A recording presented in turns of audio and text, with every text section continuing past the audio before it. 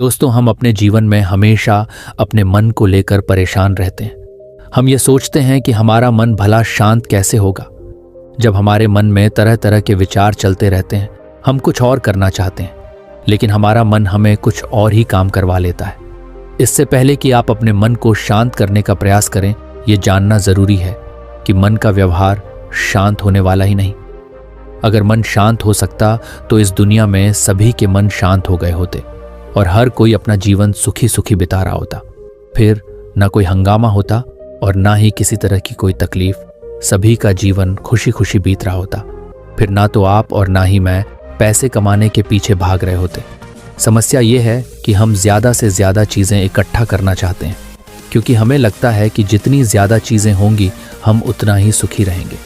लेकिन वास्तविकता ये है कि बाहर की किसी भी चीज में कोई सुख नहीं है और ना ही उनमें कोई दुख। यही कारण है कि जब हम किसी चीज के पीछे भागते हैं, जब हम कोई चीज पाना चाहते हैं, तो उसे पाकर हमें पल भर के लिए खुशी मिलती है, लेकिन बाद में हम उस खुशी का एहसास नहीं कर पाते।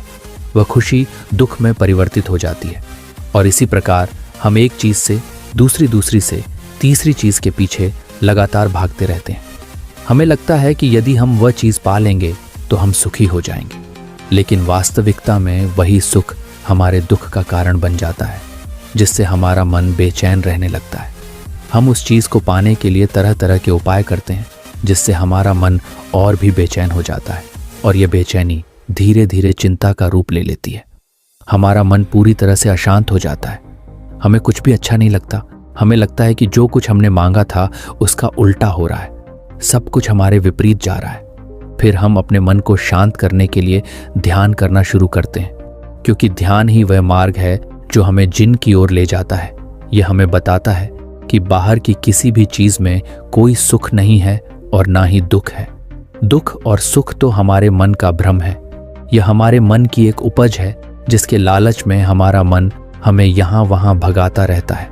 जैसे कि महीनों से भूखे एक भिखारी को अगर एक सूखी रोटी भी मिल जाए तो वह उसके लिए सुख है, वह उसके लिए अमृत है। ठीक उसी के विपरीत यदि किसी धनवान के घर पर 56 प्रकार के भोग भी बन जाएं, तब भी वह उन्हें खाकर दुखी ही रहेगा। ये तो उसकी मानसिकता पर निर्भर करता है। इसे और अच्छे से समझने के लिए आज जो कहानी मैं आपको सुनाने जा रहा हूँ, उसके माध्यम से आप ये समझ पाएंगे कि हमारे मन की स्थिति क्या है और हम इसे कैसे नियंत्रित कर सकते हैं। तो चलिए बिना किसी देरी के कहानी शुरू करते हैं। एक समय की बात है, एक गांव में एक युवक रहता था। वह हमेशा चिंताओं और तनाव से घिरा रहता और उसका मन बहुत अशांत रहता था। उसने अपने जीवन में बहुत प्रयास की, लेकिन उसे शांति का मार्ग नहीं मिल पा रहा था। उसके मन में विचारों की अराजकता थी और वह नहीं जानता था कि इन विचारों से कैसे छुटकारा पाए। एक दिन किसी ने उसे बताया कि गांव के पास एक प्रसिद्ध बौद्ध भिक्षु का आश्रम है। वह तुरंत वहां पहुंचा और बौद्ध भिक्षु के चरणों में गिर पड़ा। युवक ने भिक्षु से कहा, गुरुदेव, मेरा मन बहुत अशांत है। मैं शांति की तलाश में हूं, लेकिन मुझे कोई रास्ता नहीं मिल रहा। कृपया मुझे बताइए कि मैं अपने मन को कैसे शांत कर सकता हूं। भिक्षु मुस्कुराए और बोले, बेटा, मन की शांति पाना कोई आसान काम नहीं है, लेकिन असंभव भी नहीं है। सबसे पहले तुम्हें समझना होगा कि मन हमेशा विचारों से भरा रहता है। जैसे एक नदी में पानी लगातार बहता रहता है, वैसे ही हमारे मन में विचार भी लगातार आते रहते हैं। लेकिन सवाल यह है कि हम उन विचारों के साथ कैसे पेश आते हैं। ने ध्यान से सुना और फिर पूछा, गुरुदेव, क्या कोई ऐसा उपाय है जिससे मैं अपने मन को जल्दी से शांत कर सकूं? भिक्षु ने उत्तर दिया, जल्दी से कुछ भी प्राप्त करना संभव नहीं है। शांति पाने के लिए धैर्य की आवश्यकता होती है। ध्यान और साधना के माध्यम से ही मन को नियंत्रित किया जा सकता है। फिर भिक्षु ने युवक को एक कहानी सुनाई। एक समय की बात है, एक गांव में एक किसान रहता था। वह हमेशा अपने खेतों में काम करता था और मेहनत से अपनी आजीविका कमाता था। एक दिन उसे बहुत प्यास लगी और वह नदी पर पानी पीने के लिए गया। लेकिन जब वह नदी के पास पहुंचा तो उसने देखा कि नदी का पानी बहुत गंदा था। किसान ने सोचा कि अगर वह गंदा पानी पी लेगा तो उसे बीमार हो सकता है, इसलिए उसने इंतजार किया। कुछ देर बाद नदी की गंदगी धीरे धीरे बैठ गई और पानी साफ हो गया।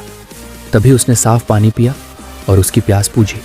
फिर भिक्षु ने युवक से कहा, बेटा, यह कहानी हमें सिखाती है कि जैसे किसान ने गंदे पानी को बैठने का समय दिया, वैसे ही हमें भी अपने मन को शांत करने का समय देना चाहिए।